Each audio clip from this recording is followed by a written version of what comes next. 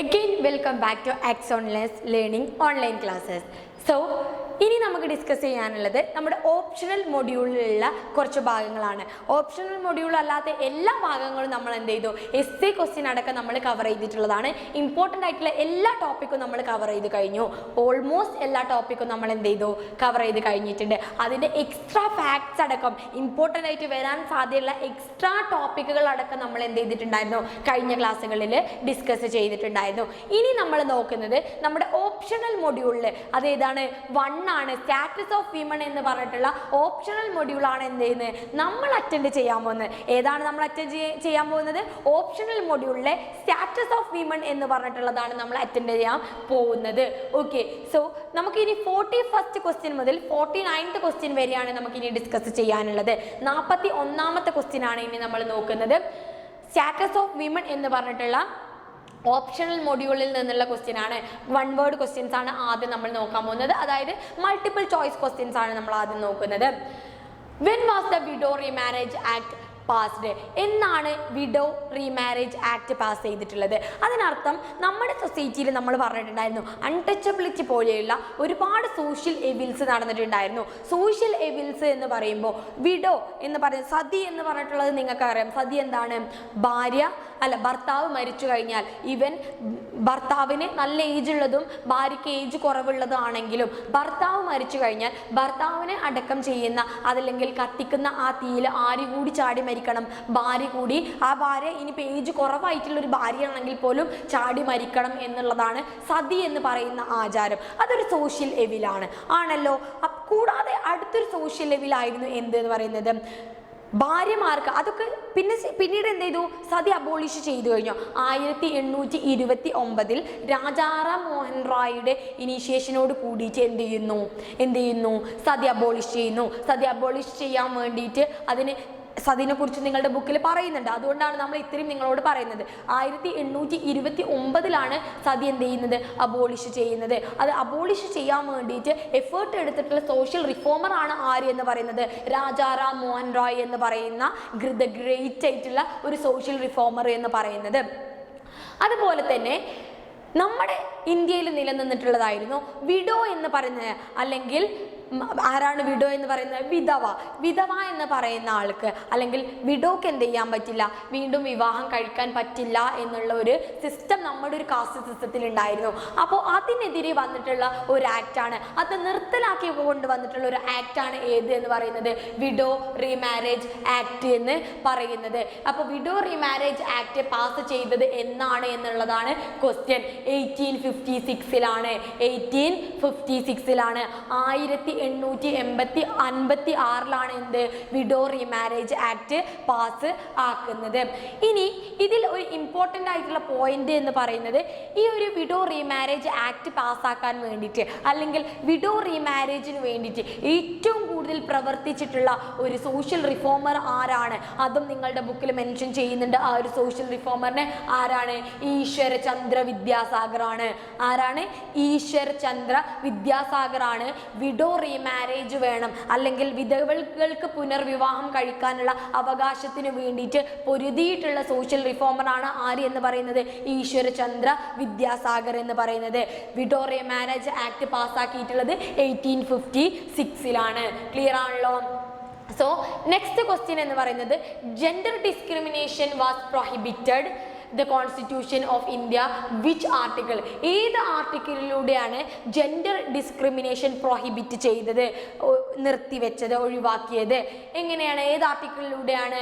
Article 15 അപ്പോൾ ഇന്ന് അത് എന്ന് പറയുന്നത്, ഡിസ്ക്രിമിനേഷൻ എന്ന് പറയുന്നത് നമ്മുടെ ഒരു ഫണ്ടമെൻ്റൽ റൈറ്റ് ആണ്. അതായത് ഡിസ്ക്രിമിനേഷനെതിരെ അല്ലെങ്കിൽ എക്സ്പ്ലോയിറ്റേഷനെതിരെ ഏതാണ് ആ ഫണ്ടമെൻ്റൽ റൈറ്റ് എന്ന് പറയുന്നത്? റൈറ്റ് അഗെയിൻസ്റ്റ് എക്സ്പ്ലോയിറ്റേഷൻ എന്ന് പറയുന്ന fundamental right against exploitation, against exploitation എന്ന് പറഞ്ഞിട്ടുള്ള ഒരു ഫണ്ടമെന്റൽ റൈറ്റിലാണ് എന്ത് ചെയ്തിട്ടുള്ളത്, ഇത് ആഡ് ചെയ്തിട്ടുള്ളത്. ആർട്ടിക്കിൾ 15 ആണ് ജെൻഡർ ഡിസ്ക്രിമിനേഷനെതിരെയുള്ള കോൺസ്റ്റിറ്റ്യൂഷൻ പാസ്സാക്കിയിട്ടുള്ള ആർട്ടിക്കിൾ എന്ന് പറയുന്നത്. ക്ലിയർ ആണല്ലോ? Okay, we are moving to our next question. In which year was the child marriage restrain act passed? എന്നാണ് ചൈൽഡ് മാരേജ് റെസ്ട്രെയിൻ ആക്ട് പാസ്സാക്കിയത്? അപ്പോൾ നിങ്ങൾ ആലോചിക്കണം, വിധവകൾക്ക് വിവാഹം കഴിക്കാൻ പാടില്ല, ചെറിയ പെൺകുട്ടികളെ വിവാഹം കഴിച്ചിട്ടുണ്ടായിരുന്നു, ചൈൽഡ് മാരേജ് അതിൽ പെൺകുട്ടികളും ആൺകുട്ടികളും കഴിച്ചിട്ടുണ്ടായിരുന്നു എന്നുള്ളതാണ് ഒരു വസ്തുത. അപ്പോൾ ഈ ഒരു ചൈൽഡ് മാരേജ് റെസ്ട്രെയിൻ ആക്ട് എന്ന് പറയുന്നത് എന്നാണ് വന്നിട്ടുള്ളത് എന്നാണ് നമ്മളോട് ചോദിച്ചിട്ടുള്ള ക്വസ്റ്റ്യൻ എന്ന് പറയുന്നത്. ഇതിൻ്റെ ആൻസർ എന്ന് പറയുന്നത് 1929 ആണ്. എന്നാണ്? 1929 ആണ്. കൂടാതെ ഇതിൻ്റെ ഒപ്പം ഒരു ഇതുകൂടി വന്നിട്ടുണ്ടായിരുന്നു. മിനിമം ഏജ് എന്ന് പറയുന്നത് പെൺകുട്ടികൾക്ക് 14 ആൺകുട്ടികൾക്ക് 18 അപ്പോഴും ലോ ഏജ് തന്നെയാണ്. പക്ഷേ ഇതിലും ലോ ഏജിലായിരുന്നു അവരെന്ത് ചെയ്തിട്ടുണ്ടായിരുന്നത്, വിവാഹം കഴിപ്പിച്ചിട്ടുണ്ടായിരുന്നു എന്നുള്ളത് നമ്മൾ ആലോചിച്ച് നോക്കണം. ഇപ്പോൾ പെൺകുട്ടികൾക്ക് എത്ര? 14 വയസ്സിൽ കല്യാണം കഴിക്കുന്നത് നിങ്ങളൊന്ന് ആലോചിച്ച് നോക്കിക്കേ. അപ്പം അതാണ് പറയുന്നത്. അങ്ങനെ ചൈൽഡ് മാരേജ് റെസ്ട്രെയിൻ ആക്ട് പാസ്സാക്കിയിട്ടുള്ളത് 1929 1929 അന്ന് ഫിക്സ് ചെയ്തിട്ടുള്ളത് 14 വയസ്സ് പെൺകുട്ടികൾക്കും 18 വയസ്സ് ആൺകുട്ടികൾക്കും ആയാൽ മാത്രമേ എന്ത് ചെയ്യാൻ പറ്റുള്ളൂ, ഇനി വിവാഹം കഴിക്കാൻ പറ്റൂ എന്നുള്ളതാണ് ചൈൽഡ് മാരേജ് റെസ്ട്രെയിൻ ആക്ട് 1929 പറയുന്നത്. ക്ലിയർ ആണല്ലോ? ഓക്കെ, അടുത്ത ക്വസ്റ്റ്യൻ എന്ന് പറയുന്നത് ഫിൽ ഇൻ ദ ബ്ലാങ്ക് ആണ്. അതായത് നിങ്ങൾക്ക് ഇവിടെ ഒരു ബ്ലാങ്ക് തന്നിട്ടുണ്ട്, അത് ഫില്ല് ചെയ്യാനാണ് പറയുന്നത്. Dash is the concept used to explain a situation in which both father and mother, father note ചെയ്ത് വെക്കുക, father and mother take responsibility. അതായത് കുട്ടികളെ നോക്കുന്നതിൽ, അതല്ല എന്നുണ്ടെങ്കിൽ situation which both the father and mother take responsibility. അതെന്താണ്? കുട്ടികളെ നോക്കുന്നതിൽ ഫാദറും മദറും responsibility ആയിട്ട് രണ്ടുപേരും ഒരുപോലെ നോക്കുക. അത് ഫിനാൻഷ്യൽ ആവട്ടെ ഫിസിക്കലായിട്ടുള്ള കാര്യങ്ങളാവട്ടെ, രണ്ട് കാര്യങ്ങളിലും ഫാദറും മദറും റെസ്പോൺസിബിലിറ്റി ഏറ്റെടുക്കുന്നതിനെയാണ് നമ്മൾ എന്തെന്ന് പറയുന്നത്, ജോയിൻറ്റ് പാരൻറ്റിങ് എന്ന് പറയുന്നത്. ഇന്ന് ഏറെക്കുറെ ജോയിൻറ്റ് പാരൻറ്റിങ്ങിലോട്ടൊക്കെ എത്തിയിട്ടുണ്ട് നമ്മുടെ ഒരു സൊസൈറ്റി എന്ന് പറയുന്നത് കേട്ടോ. Okay, next question fill in the blank തന്നെയാണ്, വൺ വേർഡ് ക്വസ്റ്റ്യൻ ആണ്. Violence either in the form of physical abuse or mental torture cannot be tolerated in a dash. എന്തിലാണ്? ഫാമിലിയിൽ. അതെന്താണ്? ഒരു ഡൊമസ്റ്റിക് വയലൻസ് ആണ്. ഫാമിലിയിൽ ഉണ്ടാവുന്ന, അത് ഫിസിക്കൽ ആവട്ടെ മെന്റൽ അബ്യൂസ് ആവട്ടെ, ഇതൊന്നും ടോളറേറ്റ് ചെയ്യാൻ പറ്റില്ല. അതിനെയാണ് നമ്മൾ എന്ത് എന്ന് പറയുന്നത്, ഡൊമസ്റ്റിക് വയലൻസ് എന്ന് പറയുന്നത്. ക്ലിയർ ആണല്ലോ? അടുത്ത question, who started the first school for Dalit girls in Maharashtra? Dalit ഗേൾസിന്, മഹാരാഷ്ട്രയിലെ ദളിത് ഗേൾസിന് വേണ്ടിയിട്ട് സ്കൂൾ തുടങ്ങിയിട്ടുള്ളത് ആരാണെന്നാണ് ചോദിച്ചിട്ടുള്ളത്. ആരാണ്? ജ്യോതിബ ഫുലെ ആണ്. ജ്യോതിബ ഫുലെ ആണ്. ജ്യോതിബ ഫുലെ സ്ഥാപിച്ചിട്ടുള്ള, കൊണ്ടുവന്നിട്ടുള്ള ഒരു മൂവ്മെന്റ് ആണ് സത്യശോധക് സമാജ് എന്ന് പറയുന്നത്. എന്താണ് സത്യശോധക് സമാജ് എന്ന് പറയുന്നത്? ഓർത്ത് വെക്കട്ടോ, ബുക്കിൽ മെൻഷൻ ചെയ്യുന്നുണ്ട്. കൂടാതെ പിന്നെന്താണ്, അതിൽ ജ്യോതിബ ഫുലെ എന്ന് പറയുന്നത് ഒരു സോഷ്യൽ റിഫോമർ ആയിരുന്നു. എന്തിനു വേണ്ടിയിട്ടാണ് പ്രവർത്തിച്ചിട്ടുണ്ടായിരുന്നത്? താഴ്ന്ന ജാതിയിൽപ്പെട്ട കുട്ടികളുടെ വിദ്യാഭ്യാസത്തിനൊക്കെ വേണ്ടിയിട്ട് പ്രവർത്തിച്ചിട്ടുള്ള ആളായിരുന്നു ജ്യോതിബ ഫുലെ എന്ന് പറയുന്നത്. ജ്യോതിബ ഫുലേൻ്റെ ഭാര്യ ആയിരുന്നു ആര് എന്ന് പറയുന്നത്? സാവിത്രി ബായ് ഫുലെ എന്ന് പറയുന്നത്. സാവിത്രി ബായ് ഫുലെ എന്ന് പറയുന്നത്. ഓക്കെ, ഇവർ രണ്ടുപേരും കൂടിയിട്ടായിരുന്നു ദളിത് ഗേൾസിൻ്റെ എന്തിനു വേണ്ടിയിട്ട്, എഡ്യൂക്കേഷന് വേണ്ടിയിട്ട്, താഴ്ന്ന ജാതിയിൽപ്പെട്ട കുട്ടികളുടെ എഡ്യൂക്കേഷന് വേണ്ടിയിട്ട് പ്രവർത്തിച്ചിരുന്നത് എന്ന് പറയാനുള്ളത്. സോ നെക്സ്റ്റ് ഇവിടെ പണ്ഡിത രമാബായിനെ കുറിച്ച് മെൻഷൻ ചെയ്യുന്നുണ്ട്. പണ്ഡിത രമാബായിനെ നിങ്ങളുടെ ബുക്കിലും ജസ്റ്റ് മെൻഷൻ ചെയ്യുന്നുണ്ട്. ആരാണ് പണ്ഡിത രമാബായി എന്ന് പറയുന്നത്? സോഷ്യൽ റിഫോമർ ആണ്. ആരാണ്? സോഷ്യൽ റിഫോമർ ആണ്. പണ്ഡിത രമാബായി കൊണ്ടുവന്നിട്ടുള്ള ഒരു ഷെൽട്ടറാണ് എന്തെന്നാണ്, ശാരദാ സദൻ എന്ന് പറയുന്നത്. ശാരദാ സദൻ എന്ന് പറയുന്നത് അത് ആർക്ക് വേണ്ടിയിട്ടാണ് കൊണ്ടുവന്നിട്ടുള്ളത്? വിഡോകൾക്ക് വേണ്ടിയിട്ട്. അതായത് കല്യാണം കഴിഞ്ഞ് വിഡോ ആയിട്ടുള്ള ആ പെൺകുട്ടികൾക്ക് വേണ്ടിയിട്ട് ഒരു ഷെൽട്ടർ എന്ന രീതിയിൽ കൊണ്ടുവന്നിട്ടുള്ളതാണ് ഏത് എന്ന് പറയുന്നത് ശാരദ സദൻ എന്ന് പറയുന്നത്. പിന്നെ വിധവകളുടെ പുനർവിവാഹത്തിന് വേണ്ടിയിട്ടും അതുപോലെ തന്നെ അവരുടെ എഡ്യൂക്കേഷന് വേണ്ടിയിട്ടും പ്രവർത്തിച്ചിട്ടുള്ള ഒരാളായിരുന്നു ആര് എന്ന് പറയുന്നത് ആര് പണ്ഡിത രമാബായി എന്ന് പറയുന്നത്. ക്ലിയർ ആണല്ലോ? പണ്ഡിത രമാബായി ക്ലിയർ ആണോ? ഓക്കെ, നെക്സ്റ്റ് ക്വസ്റ്റ്യൻ ആണ് ട്രൂ ആണോ ഫാൾസ് ആണോ? Right, true or false. Jainism and Buddhism took roots around 6th century BC.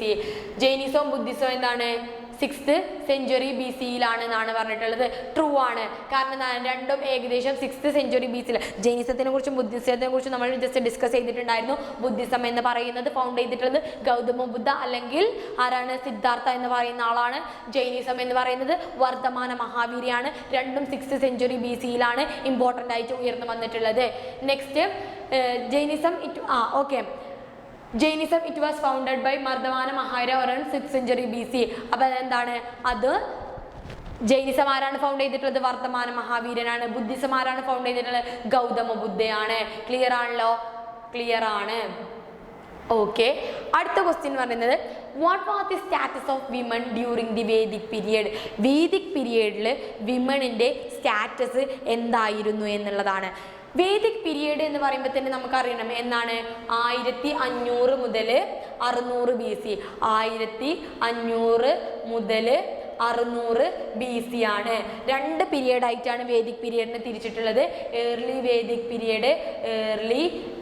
Period, പിന്നെ ലേറ്റർ വേദിക് പീരിയഡ് എന്ന് പറയും. ലേറ്റർ വേദിക് പീരിയഡ് എന്ന് പറയും. ഇതിൽ ഏർലി വേദിക് പീരിയഡിൽ സ്ത്രീകളുടെ അല്ലെങ്കിൽ സ്ത്രീകൾക്ക് കിട്ടിയിട്ടുണ്ടായിരുന്ന ഒരു സ്റ്റാറ്റസ് എന്ന് പറയുന്നത് കുറച്ചുകൂടി ഹൈ ആയിട്ടുള്ള സ്റ്റാറ്റസ് കിട്ടിയിട്ടുണ്ടായിരുന്നു എന്ന് ഏർലി വേദിക് പീരിയഡിൽ. പക്ഷെ ലേറ്റർ വേദിക് പീരിയഡ് ആയപ്പോഴേക്കും എന്ത് ചെയ്യുന്നു? ആ സ്റ്റാറ്റസ് കുറച്ച് കുറഞ്ഞു വരാൻ തുടങ്ങി. എന്നിരുന്നാലും വേദിക് പീരിയഡിൽ സ്ത്രീകളുടെ ഒരു സ്റ്റാറ്റസ് എന്ന് പറയുന്നത് റിലേറ്റീവ്ലി കമ്പയറിങ് ടു നൗ അത് കുറച്ചുകൂടി ഹൈ ആയിട്ടുള്ള പൊസിഷന് ആയിരുന്നു എന്ന് പറയാം. Okay, during the early Vedic period also known as Rigvedic period. ഇതെന്തുകൂടി അറിയപ്പെടുന്നുണ്ട്? ഋഗ്വേദിക് പീരിയഡ് എന്ന് കൂടി. Status of women was relatively high. Status of women എന്ന് പറയുന്നത് കുറച്ചുകൂടിയും ഹൈ ആയിരുന്നു. Women enjoyed good status in society. നല്ലൊരു സ്റ്റാറ്റസ് ആർക്കുണ്ടായിരുന്നു? വിമണിന് ഉണ്ടായിരുന്നു എന്നാണ് പറയുന്നത്. They were allowed to receive education.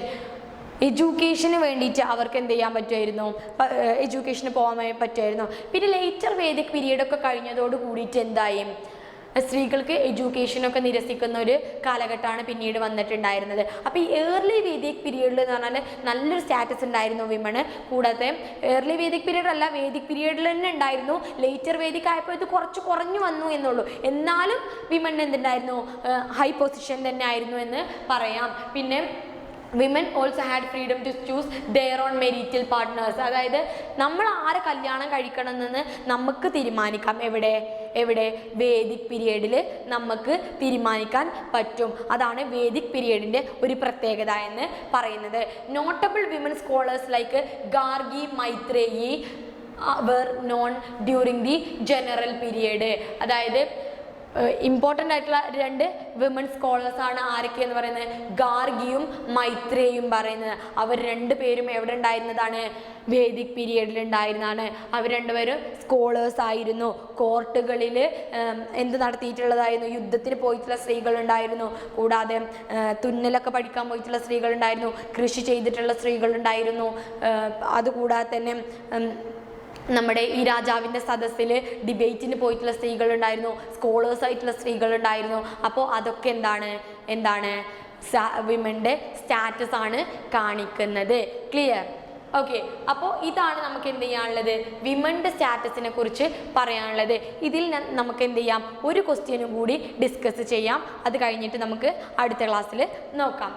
Name the 2 Dharmashastras, their code of conduct. ധർമ്മശാസ്ത്രാസിനെ ആൻഡ് കോഡ് ഓഫ് കണ്ടക്റ്റ് ആണ് പറയുന്നത്. രണ്ട് ധർമ്മശാസ്ത്രാസും അത് എന്താണ് എന്നുള്ളതാണ് നമ്മളോട് ചോദിച്ചിട്ടുള്ളത്. ധർമ്മശാസ്ത്രാസ് എന്ന് പറഞ്ഞാൽ അത് റിലീജിയസ് ടെക്സ്റ്റ് ആണ്.